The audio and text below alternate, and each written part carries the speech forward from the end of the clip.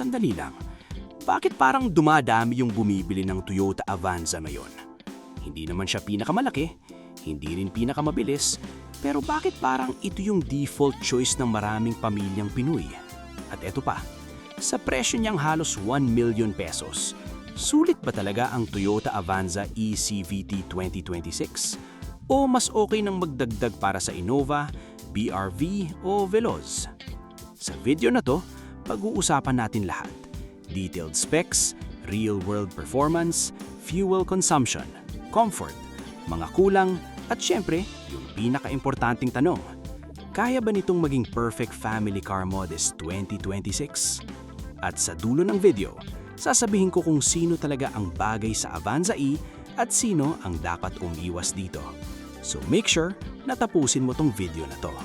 Pero bago ang lahat, subscribe ka muna dito sa channel kung mahilig ka sa mga detailed car reviews, latest Toyota updates, at real talk na car content na madaling maintindihan.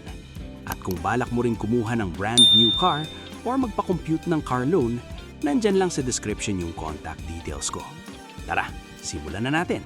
So guys, another day, another car review na naman tayo. Ang dami nagtatanong, i-full review ko na daw tong Avanza E CVT. Magkano presyo, magkano down payment, at also magkano monthly. Pero guys, bago ang lahat, pag-uusapan natin anong specs nito. Exterior. Sa unang tingin pa lang, mapapansin mo agad na malayo na ang itsura ng bagong Avanza kumpara sa dating generation. Dati kasi, aminin natin, medyo mukhang utility vehicle lang. Pero ngayon, mas modern na, mas aggressive, mas premium tingnan.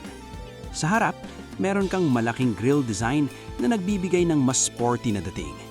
Kasama na rin dito ang LED headlamps at fog lamps, kaya mas modern yung itsura lalo na sa gabi. Yung body lines niya, mas malinis na at mas sleek na compared dati. At dahil naka-DNGA platform na siya ngayon, mas planted at mas stable na yung tindig niya sa daan. Dimensions-wise, length is around 4,395 mm. Width is around 1,730 mm. At height is around 1,690 mm.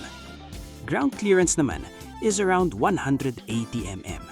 So enough na enough yan para sa typical na baha, humps at lubak dito sa Pilipinas. At kahit 7-seater MPV siya, hindi mukhang sobrang bulky.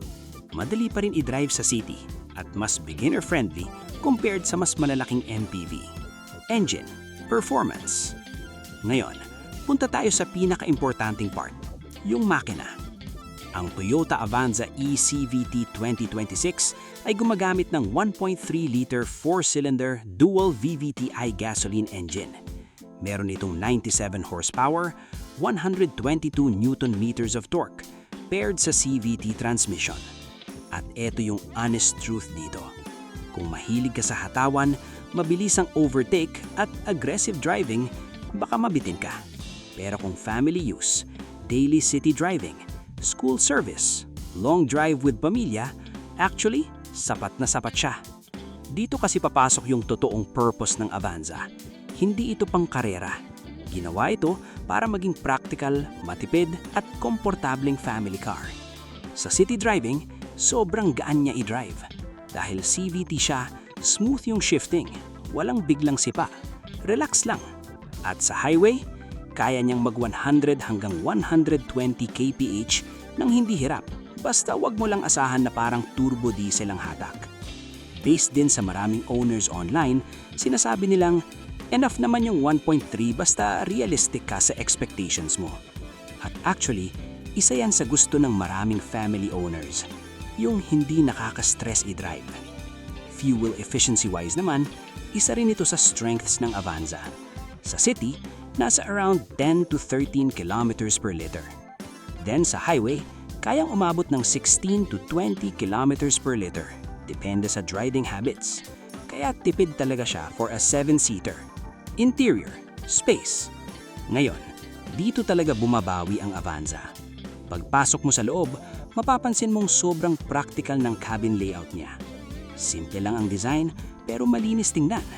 Sa eCVT variant, meron ka ng 8-inch touchscreen infotainment, Apple CarPlay, Android Auto, rear camera, steering wheel controls, digital MID display, at rear aircon vents. At para sa pamilya, sobrang importanteng meron siyang rear aircon. Alam naman natin dito sa Pilipinas, kapag mahina aircon ng 7-seater, automatic reklamo agad sa likod. Pero sa Avanza, malamig talaga according sa maraming owners. Now, let's talk about space. Ito talaga yung isa sa mga pinakamalaking dahilan bakit mabenta ang Avanza. 7-seater siya at surprisingly, maluwag siya para sa size niya. Second row, komportable kahit long drive. Third row, pwede pa rin kahit adults, lalo na for short trips. At dahil flexible ang seats niya, pwede mong i-fold para mas malaki ang cargo area. So kung pamilya ka, may negosyo, mahilig mag-road trip o madalas maraming sakay, sobrang practical niya talaga. Ride comfort, driving feel. Isa pa sa malaking improvement ng bagong Avanza, yung ride comfort. Compared sa lumang Avanza na medyo matagtag, mas ma-refined na yung bago. Mas stable na siya sa corners, mas komportable na rin sa long drives. Front suspension niya is MacPherson strut, then torsion beam sa likod. At dahil front-wheel drive na rin siya ngayon, mas macar-like na yung pakiramdam sa pagmamaneho. Mas magaang yung steering, mas madaling i-park, mas beginner-friendly. Pero syempre, hindi perpekto. Kapag fully loaded kayo, mararamdaman mo talaga na 1.3 lang yung makina, lalo na paakyat. At kapag biglang overtake, kailangan medyo planado. So realistic expectations lang. Safety features. Pagdating naman sa safety, hindi rin nagpahuli ang Avanza. Meron itong ABS, EBD, Vehicle Stability Control, Hill Start Assist, Rear Camera, Parking Sensors, Airbags, at ISOFIX Child Seat Anchors. At honestly, para sa presyo niya, decent na yung safety package niya. Hindi man siya kasing loaded ng mas mahaling MPV, pero enough siya for daily family use. Ngayon, quick pros and cons tayo. Pros: matipid sa gas, spacious 7-seater, reliable Toyota brand, madaling ma-maintain, beginner-friendly, komportable for family use, magandang resale value.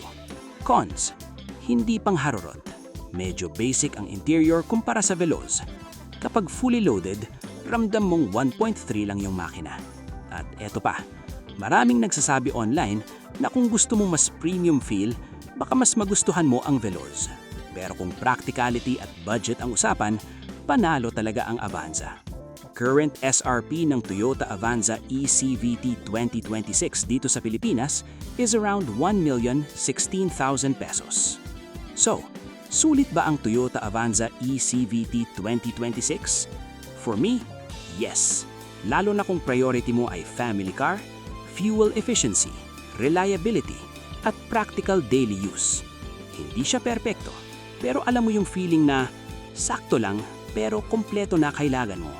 At minsan, yun talaga ang pinaka-importanting bagay sa isang sasakyan. So ikaw, kukuhanin mo ba ang Toyota Avanza eCVT 2026 or magdadagdag ka para sa ibang MPV? Comment mo sa baba, gusto kong malaman opinion mo. At again, don't forget to like, subscribe, at i-hit mo na rin yung notification bell para updated ka sa mga latest car reviews natin dito sa channel. At kung gusto mo magpa-quote, magpa-compute, or mag-apply ng car loan, nandyan lang sa description yung contact details ko. See you sa next video! At guys, yun na nga yung review natin dito sa Toyota Avanza E2026. Kaya sa mga naghahanap ng Toyota Avanza dyan, naka-zero down payment kami ngayon. Message nyo na ako sa 0926-7526138. And then huwag nyo kalimutan guys, like and share and subscribe ang ating YouTube channel para sa next video updated ka sa mga promong lalabas natin. Kaya like and share and subscribe na. Thank you!